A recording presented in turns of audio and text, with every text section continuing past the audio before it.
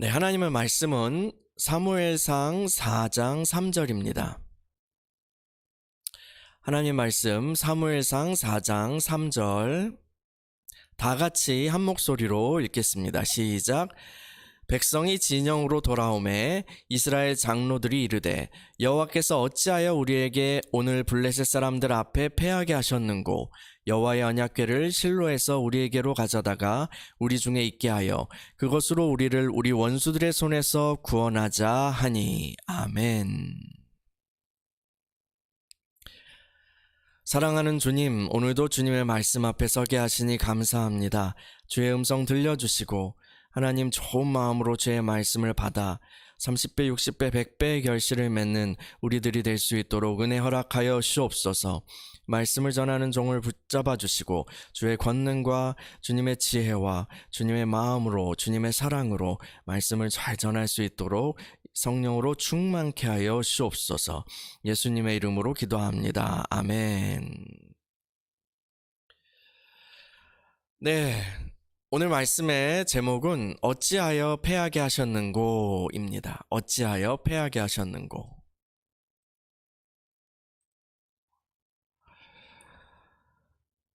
어떤 문제를 가지고 이제 목회자를 찾아오는 그런 사람들이 있습니다. 그런 분들이 있는데 그런 분들 중에서 어떤 분들은 그냥 이야기를 잘 들어주기만 해도 그냥 이렇게 기도하는 마음으로 경청해 주기만 하여도 스스로 깨닫고 스스로 각성하고 스스로 답을 찾게 돼요. 스스로 하나님의 마음을 알고 어떻게 하겠구나, 이런 것을 알고 그렇게 가벼운 마음으로 그 자리를 이제 떠나는 사람들이 있습니다. 이미 하나님이 그런 분들은 이미 사전 작업을 다 해놓으신 거예요. 하나님이 은혜를 주실 그런 작업을 다 하신 상태인 거예요. 그런 분들과 이제 이야기를 하면, 그런 분들과 이렇게 대화를 나누면 하나님께서 그냥 하시는 일들을 보기만 하면 되니까 저는 그냥 듣기만 하면 되고 하니까 저도 함께 은혜를 받게 되죠. 아주 마음이 시원합니다. 그런데요, 반대로요, 반대의 경우도 있어요. 이와는 반대로 요즘 표현으로 고구마 100개 먹은 것 같은 그런 경우도 있습니다. 고구마를 먹고 이제 물을 안 마시면 막 목에 답답하잖아요. 그렇죠? 이런 분들의 경우 이렇게 이야기를 하면 할수록 가슴이 답답해요. 그분이 가지고 있는 어떤 진짜 문제의 그 원인은 옆으로 제쳐두고 자꾸 엉뚱한 방향으로 생각을 전개하려고 하는 거예요. 그래서 그 문제를 해결하기 위해서는 이 A라는 어떤 것을 포기하거나 아니면 수정해야 하는데 그것은 싫죠. 그건 싫은 거예요. 그러니까 전혀 관계가 없어 보이는 B를 통해서 그거를 막 내밀면서 이 B로 어떻게 안 될까요? 하면서 문제를 해결하려고 막 하는 거예요. 그러면서 목회자에게 일종의 어떤 승인 아니면 일종의 지지하는 말 혹은 축복을 받아내고 싶어서 온 거죠.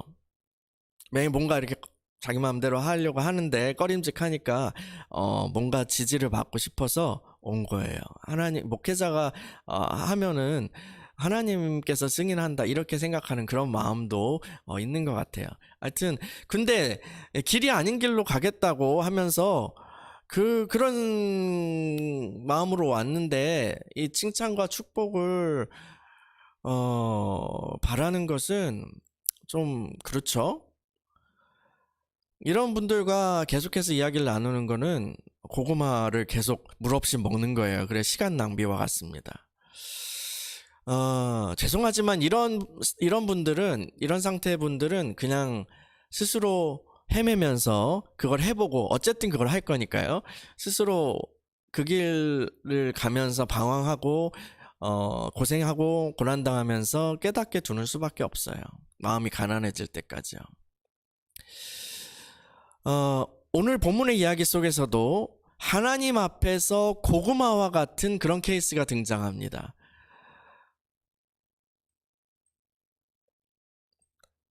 엘리 제사장의 시대에 블레셋과 이스라엘 사이에 전투가 벌어졌어요.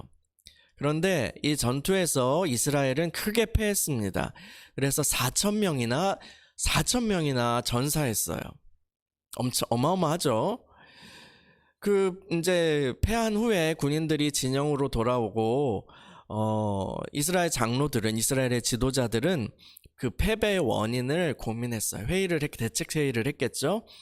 그리고 하나님께서 그들을 패배하게 하신 이유가 무엇일까라고 생각했어요. 그러고는 그들은 결론을 내립니다. 아하! 언약궤를 깜빡했어. 여호와의 언약궤를 싸울 때 안 가져갔구나. 그래서 패배했던 거였어. 그래서 이스라엘 장로들은 그 다음 지시를 내립니다. 여러분, 다음 전투에서는 이 실로에 있는 여호와의 궤를 가지고 싸우러 나가십시다. 그것이 우리를 보호해주고 그것이 우리에게 승리를 가져다 줄 것입니다. 이 장로들이 결정한 대로 이스라엘 군대는 언약궤를 메고 제사장들과 함께 다시 한번 블레셋을 향해서 진격을 합니다. 결과가 어떻게 되었을까요? 주님의 강한 손이 나타나서 블레셋 군대를 물리치고 이스라엘이 승리했을까요? 처음엔 분위기가 좋았어요. 언약궤가 짠하고 이제 멋있게 등장하니까 이스라엘 군인들이 와 하고 환호하기 시작했어요. 우와 하고 뭔가 기세를 올리는 그런 분위기가 됐죠. 그 함성 소리를 듣고 블레셋 진영은 두려움에 떨었어요. 이스라엘의 신이 들어왔어. 근데 오히려 이러한 분위기가 블레셋 군인들이 더 목숨을 걸고 필사적으로 싸워야겠다라는 생각을 하게 만들었고, 결국 이스라엘은 대패하고 말았습니다. 이날 이스라엘 보병 3만 명이 전사했다고 성경은 기록합니다. 제사장들도 죽었어요. 그리고 심지어 언약궤도 블레셋 군대에게 빼앗겼습니다. 처음에 언약궤 없이 싸울 때보다 약 최소한 7배 이상의 손실을 입게 된 것입니다. 처음 전투에서 패배했을 때에 이스라엘의 지도자들은 패배 원인을 분석하고 대책을 세웠어요. 그런데 그들이 세운 대책은 이스라엘에게 더 큰 패배를 가져다 주었습니다. 왜 이런 일이 벌어졌을까요? 여러분은 어떻게 생각하세요? 왜 이렇게 되었을까요? 왜 패배했을까요? 이스라엘의 장로들이 대책회의를 하면서 우리 패배의 원인이라고 생각했던 것이 틀렸기 때문입니다. 물론 성경의 세계관에서 이스라엘의 승리와 패배는 하나님께 달려있는 것이 맞습니다. 전력에 상관없이 이스라엘의 군대의 패배와 승리는 하나님께 달려있는 것이죠. 이스라엘의 지도자들은 이것을 잘 알고 있었던 것 같아요. 그런데요, 승리와 패배가 하나님께 달려있는 것을 알면서도 처음 전투에서 패배했을 때에 그 회의를 할 때 어느 누구도 하나님께 그들의 패배의 원인을 직접 물어보는 사람이 없었어요. 어느 누구도 하나님께 패배의 원인을 물어보지 않았어요. 그 이전 시대에 여호수아의 군대가요, 여리고에서 승리했죠. 여리고에서 크게 승리한 후 그 다음 이제 싸움터가 아이성이었는데, 아이성 얕잡아보고 막 달려갔다가 패배합니다. 그때 어떻게 했죠? 이스라엘의 지도자들이 하나님 앞에서 우리가 패배한 원인이 무엇입니까? 라고 질문합니다. 하나님께서는 너희의 죄악 때문이고 너희 중에 아간이라는 자가 하나님의 명령을 어기고 전리품을 몰래 챙겼다라는 그 죄악을 드러내셨죠. 알려주셨어요. 그래서 이스라엘 공동체는 아간과 그 집 사람들을 처형했죠. 완전히 돌로 막 던져가지고 다 죽여버렸죠. 그럼으로써 공동체의 죄 사함을 받습니다. 그 후에 이스라엘 군대는 아이성을 점령하게 됩니다. 승리하게 되는 거죠. 그런데 이번에 이스라엘 장로들은 하나님께 묻지 않았어요. 그분의 생각과 그분의 마음에 관심을 가지려 하지 않았습니다. 그냥 이 사람들은 자기 생각대로 판단했어요. 왜 졌지? 왜 패배했지? 왜 막혔지? 언약궤. 그래, 언약궤. 똑똑한데? 언약궤 맞아. 언약궤를 가지고 싸우러 나가면 하나님이 승리를 주실 거야. 우리가 이길 거야. 그것이 틀림없어. 그러나 그 방법을 따라서 언약궤를 갖고 전투에 나갔을 때 전쟁터에서 하나님의 그 강력한 손은 그들 대신 싸워주시지 않았습니다. 여러분들, 이 이스라엘의 장로들은요, 왜 하나님께 묻지 않았을까요? 왜 하나님께 묻지 않았을까요? 그런 개념이 없었던 것 같아요.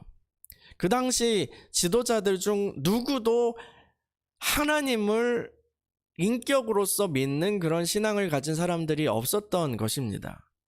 이 사람들은 열심히 제사를 드리고 종교 의식을 행하면서 살았어요. 그런데 그 의식과 제도들을 통해서 정말 참 목적이 되시는 그 하나님을, 살아계신 하나님을 만나고 그분과 함께 동행하며 살아가는 신앙인들은 없었던 것입니다. 그들을 향한 하나님의 마음과 생각에 전혀 관심이 없었던 것입니다. 이 사람들은 언약궤를 통해서, 어쩌면 언약궤라는 어떤 그 매개체를 통해서 하나님을, 혹은 하나님의 힘을 자기들이 통제할 수 있다고 믿었는지도 모르겠어요. 그 성스러운 물건이 우리를 구원해 줄 것이라고 믿었는지도 모르겠어요. 그런데 그것은 착각이었죠. 착각이었습니다. 오늘날 믿는 이들 중에서도 이러한 패턴을 가지고 있는 경우가 있습니다. 교회당에 다니고, 주일마다 교회당에 다니고 예배를 드리고 열심히 있어서 큐티를 하고 헌금을 하고 또 봉사를 하면, 교회 일을 맡아서 교사를 하든 성가대를 하든 여러 가지 봉사를 하면 그런 걸 잘하면 하나님이 나에게 승리를 주실 것이다 라고 막연하게 믿는 것입니다. 그냥 막연하게 이렇게 하니까 내 삶은 하나님께서 잘 되게 하시겠지, 막연하게 믿는 거예요. 근데 그러다가요, 그렇게 살다가 삶이 갑자기 탁 막히면, 삶이 안 풀리게 되면 당황하죠. 뭐지? 하고 놀랍니다. 그럼 막 방법을 찾아봐요. 뭐지? 하면서 방법을 찾아봐요. 그래서 주위에서 이렇게 물어보면 새벽 예배에 나가, 그럼 문제가 해결될 거야. 그러면 새벽 예배에 나가보기도 해요. 금식을 해보는 게 어때? 하면 금식을 해보기도 합니다. 아니면 저기 영적이라고 소문난 그런 사역자에게 찾아가서 안수를 해달라고 그렇게 머리를 들이미기도 하죠. 근데 그래도 삶이 안 풀리고 기도 응답이 이루어지지 않게 되면, 문제가 해결되지 않으면 뭔가 이렇게 마음이 상하게 돼요.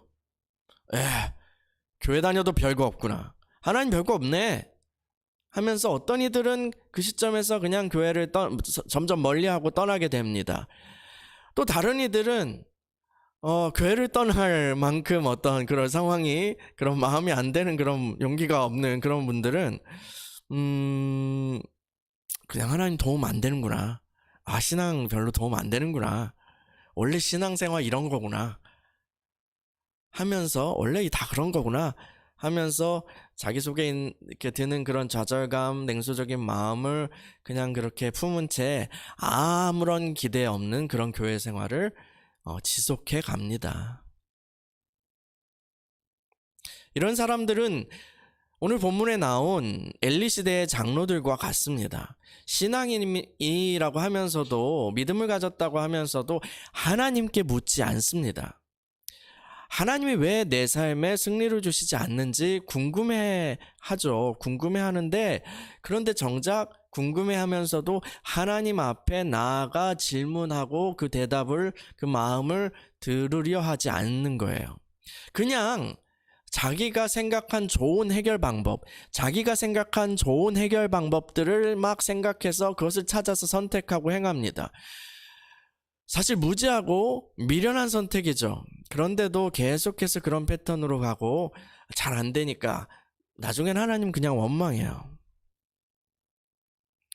여러분, 교회를 다니고 우리가 예배를 드리고 기도를 한다면 그 대상이 되시는 하나님의 마음에 대해서 관심을 가져야 합니다. 하나님의 마음이 어떠신지 관심을 가져야 합니다.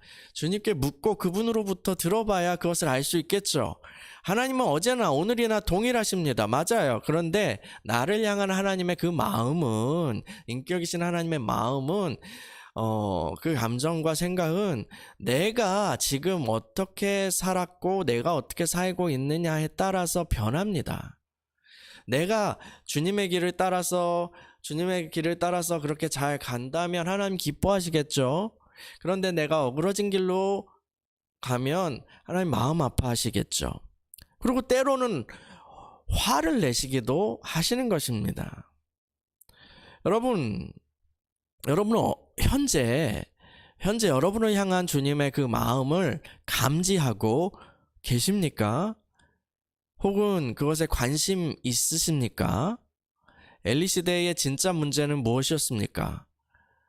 왜 이스라엘은 블레셋에게 패배했죠?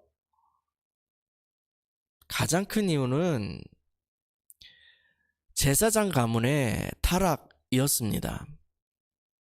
엘리도 처음에는 성령 충만한 사사이자 이스라엘의 사사이자 제사장이었을 거예요. 그런데 이제 젊은 시절이 끝나고 나이를 먹어가고 연륜이 더해지고 하면서 몸도 둔해지고 또 영적으로도 탁해졌습니다. 하늘도 막혔어요.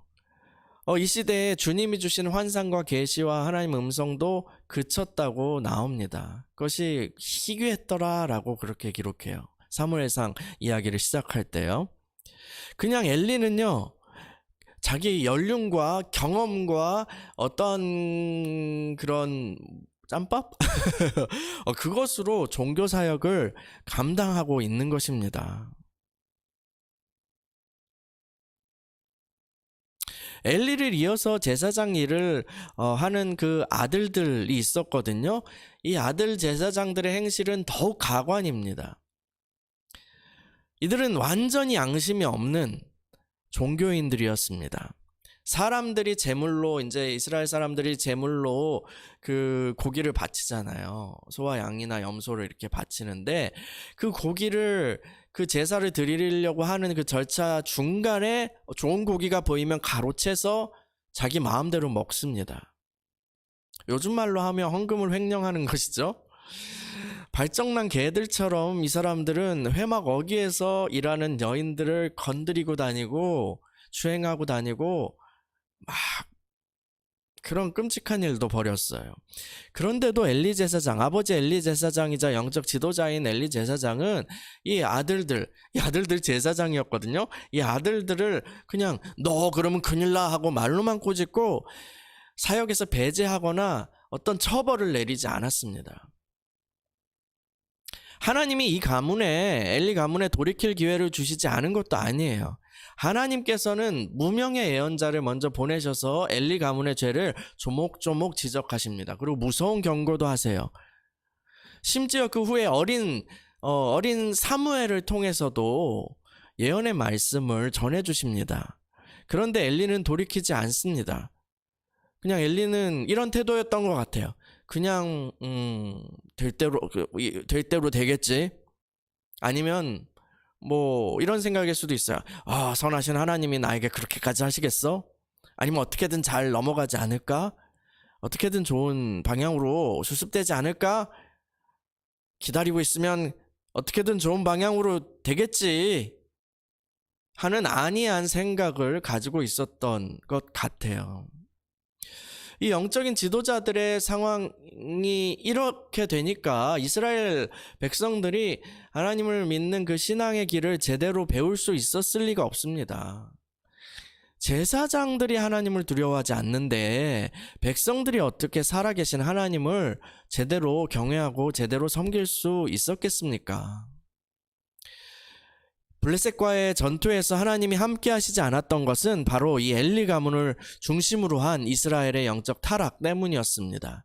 엘리 시대의 사람들은 종교적 행위나 제도 자체를 왜곡시키거나 나중에 이제 북이스라엘의 여로보암이 그랬던 것처럼 그런 것들을 왜곡시키거나 제도를 버리거나 하지 않았어요. 이 사람들의 문제는 마음의 문제였습니다. 심령의 문제였어요. 그래서 마음을 다해서 하나님을 사랑하고 경외하는 그것을 잃어버렸던 것입니다. 사랑이 식은 거죠. 하나님은 엘리 가문과 이스라엘이 이 죄악에서 돌이키기를 원하셨던 거예요. 그런데 이스라엘 장로들은 이 진짜 문제에 대해서는 눈을 감아버리고 못 보거나 아니면 일부러 안 본 거죠. 그러면서 그냥 언약궤 타령이나 하고 있었던 거예요. 언약궤 그걸로 되겠구나. 여러분, 하나님이 우리의 삶을, 내 삶의 어떤 부분을 막으시는 것 같은 때가 있습니다. 그때 우리는 그 문제 상황을 통해서 주님의 음성을 듣기 위해 하나님 앞에 나아가야 합니다. 주님의 마음을 알려고 열린 마음으로 엎드려야 합니다. 하나님께서 진정으로 중요하게 여기시는 것이 무엇인지 그것을 포착해야 돼요. 근데 그것을 포착하고 거기에 제대로 반응하면 그 나의 삶을 막혔던 삶의 문제가 해결되기 시작하고 돌파가 일어나고 삶이 풀리게 됩니다. 그런데 무지 때문에 혹은 어떤 완고함과 고집 때문에 그 부분에 대한 말씀에 귀를 막아버리고 어떻게든 이것만 안 되는데 하면서 몸부림치면서 자기 식대로 계속해서 살아가려고 하는 사람들이 있습니다. 그런 경우에는 아무리 그 사람이 종교의 이름으로 신앙의 이름으로 다른 방법을 찾는다고 해도 돌아오는 것은 더 큰 패배와 좌절뿐일 것입니다. 전투에서 크게 패배하고 법궤를 빼앗긴 이후 이 이스라엘 사람들은 20년이 넘는 세월 동안 블레셋의 힘에 눌려서 고생하면서 그렇게 지내게 돼요. 20년이요. 그 세월 동안 사람들은 마음이 가난해져요. 자기들의 잘못을 반성하고 주님의 구원을 사모하게 됩니다. 그때가 되자 주님께서는 하나님의 일꾼, 하나님의 준비하셨던 그 일꾼 사무엘을 일으키시죠.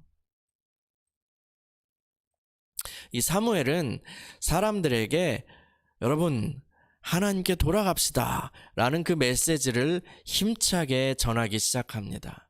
사무엘의 사역을 통해서 이스라엘 공동체에 회개의 영이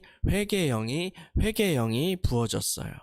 그리고 사람들은 우상을 버리고 마음을 다시 가다듬고 미스바라는 곳에 모여서 금식하며 회개합니다. 그런데 이제 이스라엘 사람들이 한 곳에 많이 모인다는 그런 소식을 듣고 블레셋 군대가 그들을 진압하러 옵니다. 어떻게 되었을까요? 그때 하나님께서 하늘의 큰 천둥 소리로 블레셋 군대를 막 혼란케 하시고 당황하게 하셨고 이스라엘은 전투에서 이기게 됩니다. 그리고 이후에 벌어진 전투에서도 이스라엘은 계속해서 이기고 또 이겨서 블레셋에게 빼앗겼던 그 영토도 되찾게 되죠. 그것을 회복하게 됩니다. 하나님의 마음과 상관없이 법궤를 가지고 싸우러 나갔던 엘리의 아들들 그리고 이스라엘 이들은 그들이 법궤를 가지고 나가면 승리하겠지라고 했던 기대와 달리 크게 패배했습니다. 그런데 하나님의 마음을 알았던 사무엘, 하나님의 사람 사무엘을 따라 주님의 심령을 돌이켰을 때 이스라엘은 승리했고 잃어버렸던 것을 회복하였습니다. 손상되었던 삶이 회복되었습니다. 여러분, 어떤 문제로 인해서 우리 삶이 막힌 것 같을 때에 우리는 믿는 이로서 하나님께 그 상황에 대해서 질문해야 돼요. 그때 질문해야 돼요.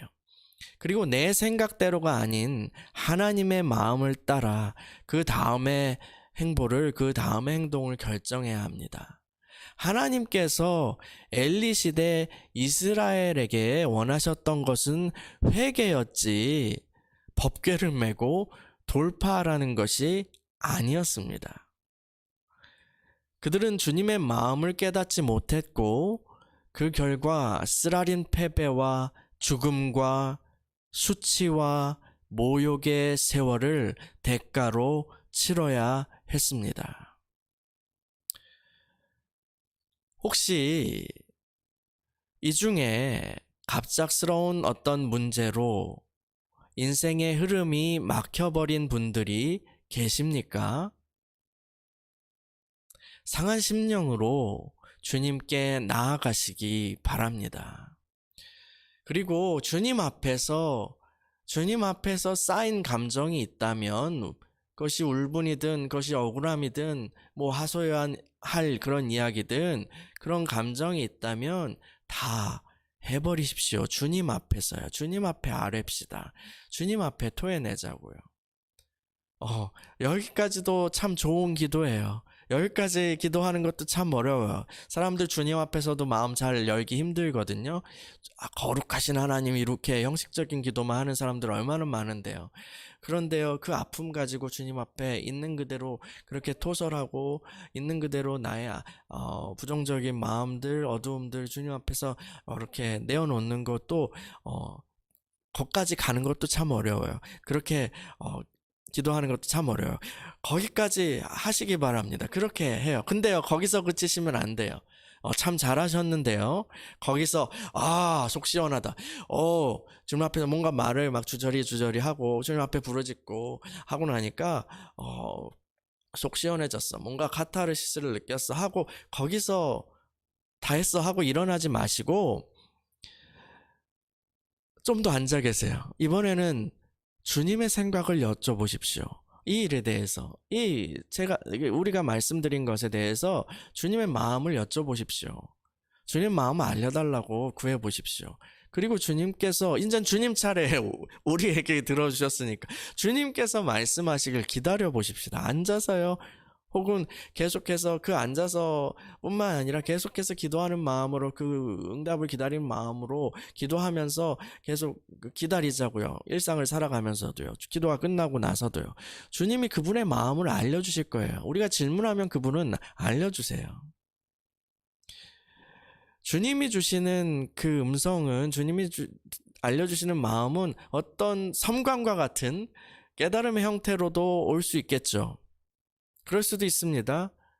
근데 또 때로는 어떤 물방울이 물그릇에 이렇게 한 방울, 두 방울 떨어져서 차는 것처럼 조금씩 떨어지는 그런 생각을 통해서 올 수도 있어요. 아니면 어떤 감정이나 감동일 수도 있습니다. 하나님의 사람들을 통해서, 혹은 믿는 형제자매들, 아니면 다른 사람들을 통해서 직접적으로든 간접적으로든 알려주실 수도 있어요. 기본적인 신앙생활에 그 은혜 받는 방법인 성경을 읽는 거, 혹은 예배를 드리는 것을 통해서 하나님께서 알려줄 수도 있죠. 중요한 건 들을 길을 달라고 기도하는 거예요. 중요한 건 진심으로 우리가 주님 마음 알기를 원하느냐예요. 그 진심으로 주님 마음 알기를 간구하는 마음으로 주님께 나가면 반드시 주님께서는 그분의 마음을 알려주십니다. 여러분, 그것을 통해서 주님의 빛 비추심 가운데 깨달음이 있다면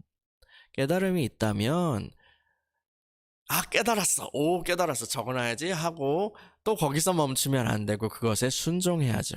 그것에 순종해야 합니다. 주님의 마음을 알았다면 그 뜻에 합당하게 순복해야 합니다.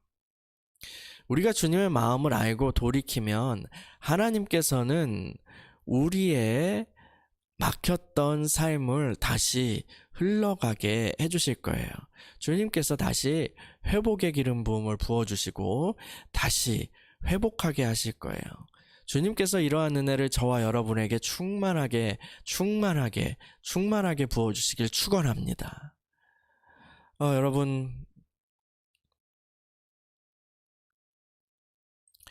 어, 지금 이 상황에서 여러분 중에 어떤 개인이 이 말씀과 같이 삶의 막힘, 을 경험하고 있는 그런 중에 있을지도 모르겠어요. 근데 그것뿐 아니라 지금 상황을 생각해 보면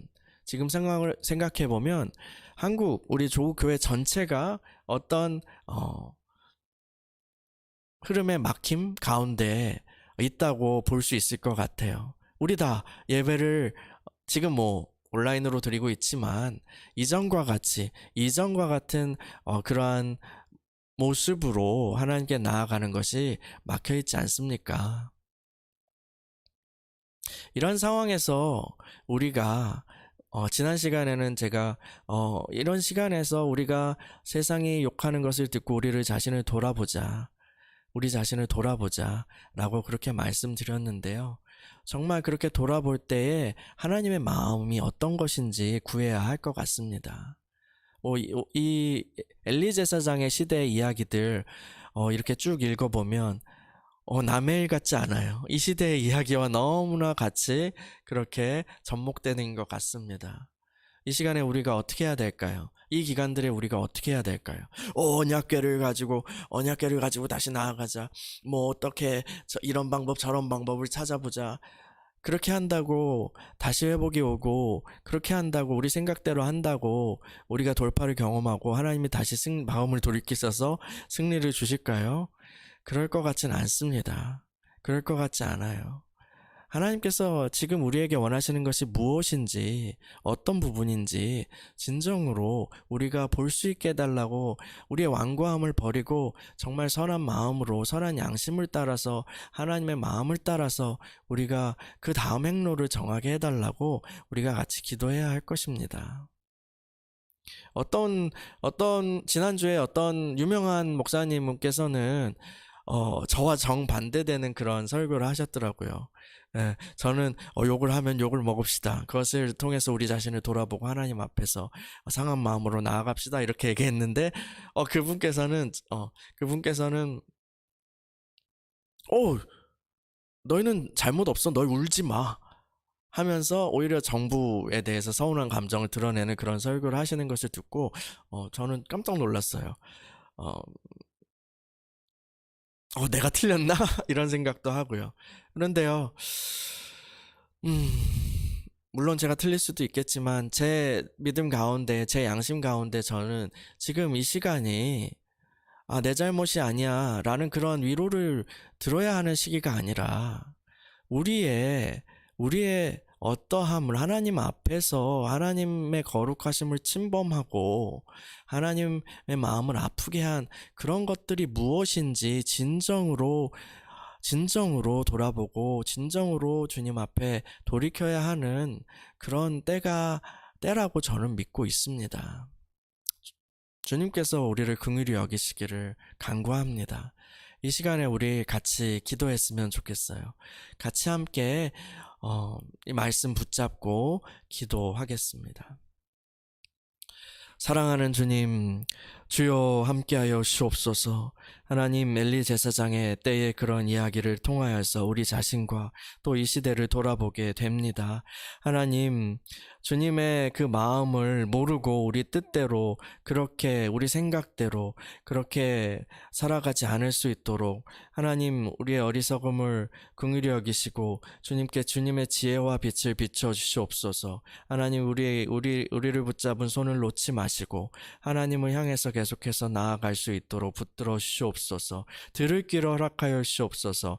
하나님의 그 귀하심과 하나님의 진리되심과 하나님의 그 사랑이심을 우리가 신뢰함으로 우리가 무엇을 내어드리기 싫어서 하나님 우리의 어떠함을 포기하기 싫어서 우리의 완고함을 우리가 옳다는 그것을 포기하기 싫어서 정말 그릇된 길로 일부러 가는 그러한 엘리 제사장과 홈리와 비느하스와 같이 되지 않기를 원합니다.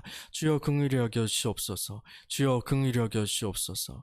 주여 긍휼히 여겨 주시옵소서. 사랑하는 주님, 우리가 주님의 말씀 앞에 우리 자신을 비춰보기 원합니다. 하나님, 우리가 엘리 제사장의 시대의 사람들과 같이 되지 않기를 원합니다. 하나님, 우리가 돌이키는 마음, 하나님의 마음을 듣기 원하는 그러한 낮은 마음과 상한 심령으로 주님 앞에 나아가길 원합니다. 깨달음을 허락하여 주옵소서. 그리고 주의 마음을 알고 그것에 순복할 수 있는 겸손한 마음을 허락하여 주옵소서. 우리가 옳다고 또 우리가 놓기 싫어하는 어떠한 삶의 패턴들을 그것을 증명하기 위해서 혹은 그것을 놓지 않기 위해서 계속해서 어그러진 길로 가다 망하지 않게 하여 주옵소서. 하나님, 이 예배를 드리는 또 이 말씀을 듣는 같이 기도하는 회중 가운데에 하나님 삶이 막혀서 또 신음하고 있는 그런 분들이 계시다면 하나님께서 은혜 주셔서 하나님 선한 마음 부드러운 마음을 주셔서 주님의 음성 듣는 길로 나아가게 하시고 그 마음을 따라 순복하게 하시고 하나님의 놀라우신 그 회복을 경험하게 하여 주옵소서.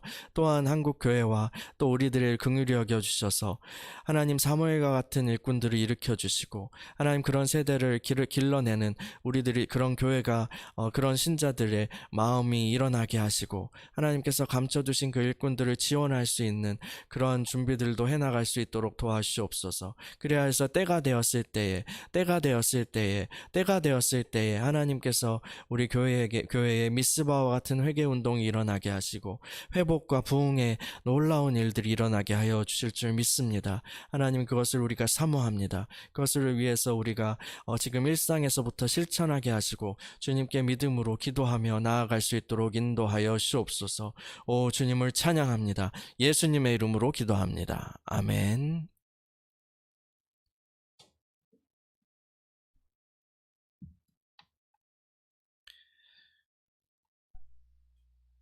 네, 이 시간에는 이 시간 모두 같이 다시 한번 찬양하겠습니다. 이 시간 모두 새롭게 되네.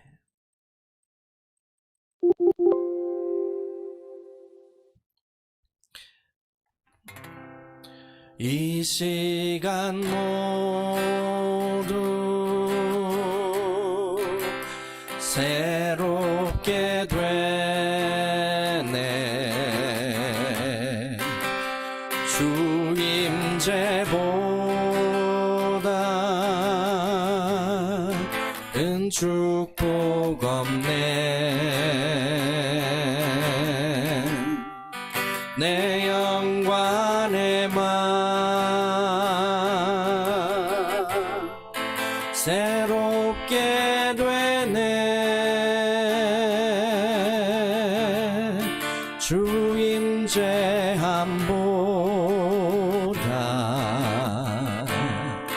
큰 기쁨 없네.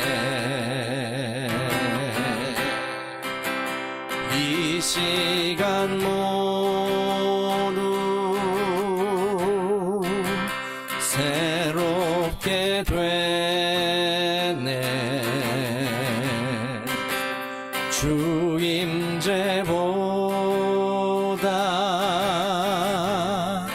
큰 축복 없네. 내 영과 내 맘 새롭게 되네.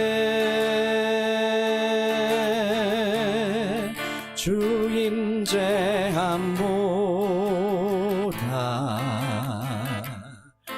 큰 기쁨 없네.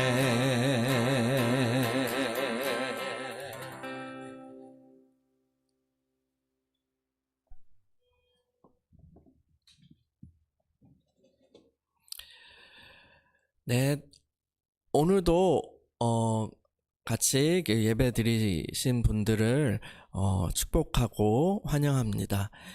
그리고 예배 드리시고 난 소감과 마음과 혹은 코멘트들을 혹은 다른 부분에 대한 여러 가지 영상 예배에 대한 의견이 있으시면 혹은 기도 제목이 있으시면 그 예배 후에 단체 카톡방에 올려주시면 감사하겠습니다.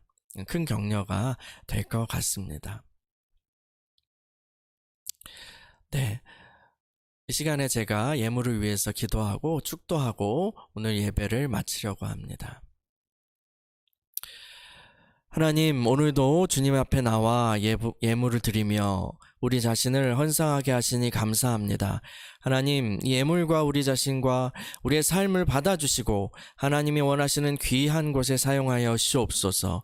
하나님, 환절기 가운데에 또 바람이 불고 감기나 여러 가지 질병으로 인하여서 고생하지 않을 수 있도록 이 시간에 주님의 생기로 각 사람에게 임하여 주시고 속히 치유하여 주시고 몸을 강건하게 하여 주옵소서. 하나님께 나아가며 또 감사드리며 또 날마다 살아가는 그 일상의 삶에서 주님을 기억하게 하시고 또 이웃을 기억하게 하시고 하나님과 이웃을 사랑하는 주님의 그 마음 따라서 살아갈 수 있도록 복 내려 주옵소서. 코로나로 인하여서 여러 가지 경제 상황들이 어려워지고 있습니다. 어려운 가운데 있는 성도들을 굽어 살펴주시고 하나님께서 도와주셔서 하나님 모자람으로 인하여서 눈물 흘리지 않게 하시고 하나님의 놀라운 그런 공급하심으로 채워지게 하시고 또한 그뿐 아니라 다른 힘든 이들을 돌보는 그런 넓은 마음 주셔서 하나님 그들과 함께 더불어 기뻐하며 예배하는 우리들이 되게 하여 주옵소서.